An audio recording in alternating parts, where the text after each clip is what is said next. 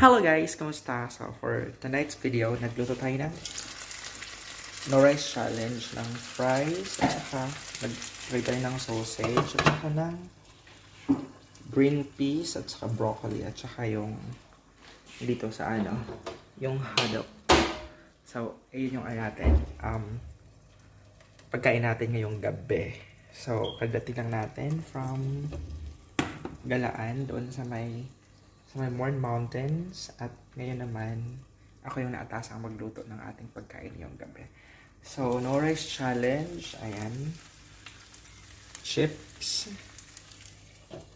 Tapos, ulitin ko lang. Broccoli, blanch lang natin at saka green peas. Tsaka yung fish na haddock. Kasi yung pagkain natin ngayong gabi. Kaya, ayan, nangayayat tayo. Wala tayong nag-adjust pa rin tayo. Pero, nakakabawi naman pag kumakain tayo sa labas.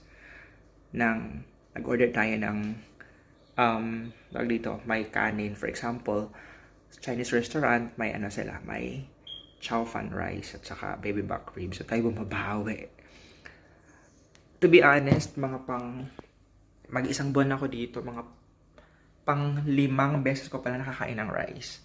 Kaya, yan.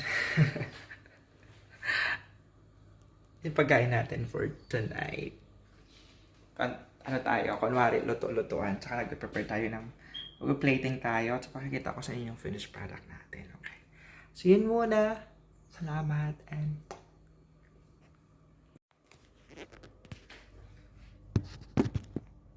so, ready na natin. So, guys, ready na natin yung ating pagkain for today's video. So, ito yung broccoli niya. So, mahilig siya sa greens. Dinamihan natin yung kanya. At yung atin. Inubos ko na yung yung natirang broccoli doon sa kanyang